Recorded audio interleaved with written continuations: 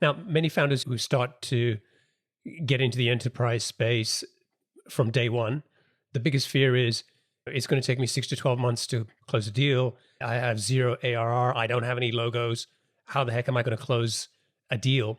And you were able to close some deals in as quickly as 9 days with enterprise customers. Tell me about that. Like, how were you able to do that? What was the pitch? And why do you think you were able to be successful with that?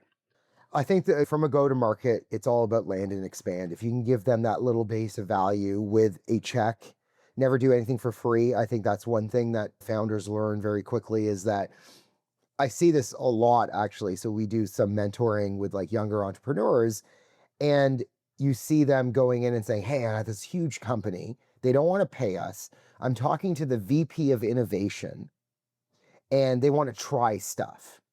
And you're like, run out of the room screaming because you're not talking to a financial buyer. They're going to drag you in dark alleys a lot of times because they have all these like shiny objects they want you to fix. And at the end of the day, they're not paying or paying enough for your time. So I see these people go out and say, yeah, I closed Bechtel or I closed, but you didn't close them. You're just talking to an innovation guy that's wasting your time. So I think never do anything for free. Give them a little bit of value that they're willing to pay for, even $1. Because as soon as they're pot committed on payment, they're going to really try to use what you have. And then finally, like with enterprise specifically, fire the bad clients is as important as closing the good ones. Because like I said, a big company is as likely to put you out of business as well as put you on the map. So from my perspective, I'd say, think all about land and expand. Sell to the user or the group that sees an ROI in your solution, especially in the B2B space, and then ultimately go into analyzing that client very quickly to make sure that they are really an ICP. I think one of the challenges people have on closing big deals is, can I get this solution in that does X, Y, Z for $1 million? And I think you got to work your way up there. We just started, probably last year, metricing deals of over 100,000 per year as like one of our core metrics. So it's a journey. So don't expect that big enterprise client to just pay you $1 million day one. So give me an example of a deal that you closed in 9 days. How did it start from day one and how did you keep things moving and getting it to close so quickly? Yeah, so we have a pretty standard demand gen to BDR to AE model. And when we say start small, we have AI that allows people to coordinate with third-party systems owned by somebody else. So just imagine you're being asked to build a data center. And as that part of that data center project requirement, you're being told you need to log in to this other person's system and add data to that system so they can have a data store of all the things that are happening. So for us, it was very easy to come in and say, hey, do you like doing that? And the answer is no. So it's like, okay, let's get through that. So when the demand gen starts, we talk about this micro skill, I call it, this small thing that we can offer them. And we can say, hey, in exchange for this thing, do you want this? And the answer is yes. It was invariably yes. If you, like, I think the problem with certain products is you can't define the ROI. And so for us, the ROI was they were going to hire a person to do the double data entry. That was really easy. Yes, that is a simple ROI. Our ROI has gotten more complex now.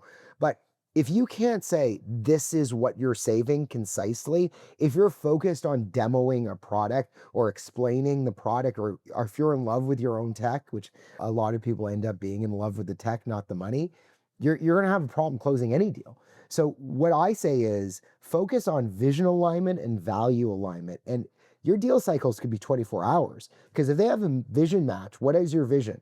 If our vision is to automate physical industries where there isn't enough white collar workers, do you want to do that? Yes, okay, check. Do you see value in doing this? Yes, check. Vision, value, then talk about the solution. I think too many people in enterprise or even in mid-market try to focus on the software. I could demo a blank screen. Like, it doesn't matter what's on the screen. They don't know what you're demoing anyway. Like, they've never seen your product before. They're like squinting, they're looking at a Zoom. Focus on vision and value and you can close very quickly.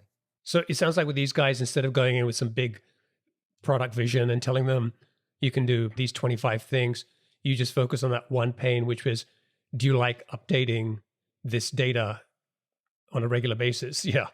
And the value was, okay, we'll give you that piece and help you start updating.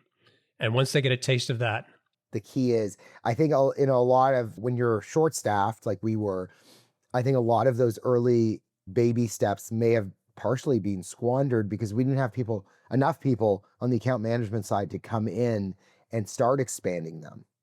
And so I think don't forget the expand and land and expand. That's, I think, one of the lessons, but land and expand is, from my perspective, if your product lends itself to land and expand, that's got to be the GTM, because that gives you the ability to go in and get paid. Get that dollar. I cannot stress enough. A POC with an enterprise client is a waste of your time unless there's a dollar or some amount attached to it. So you decided to focus your ICP as CFOs in these companies. Traditionally, those guys tend to be pretty risk averse. So going in with a new product, what kind of objections did you face and how did you get over that?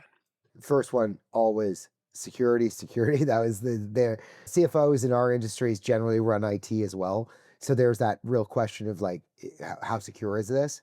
The other thing is, they're not just risk averse, they are spend averse. I'll put it that way. They love certainty. So, we have a tokenization model, and accountants, we've just recently gone to consumption, and the accountants, you could see it on their face. They hate but how many tokens is that going to be? How many? I don't understand. And we're like, it'll be approximately this, and it'll be this much per month. And they're like, I can't. I think they love price certainty, but the nice thing is about going after the CFO, they also write the check. So they are the economic buyer generally. So that is the gateway in, but there are so many things that you have to do in order to earn. We talk about vision, value, and then solution. There's a kind of a middle layer that a lot of people feel uncomfortable talking about, which is trust verification.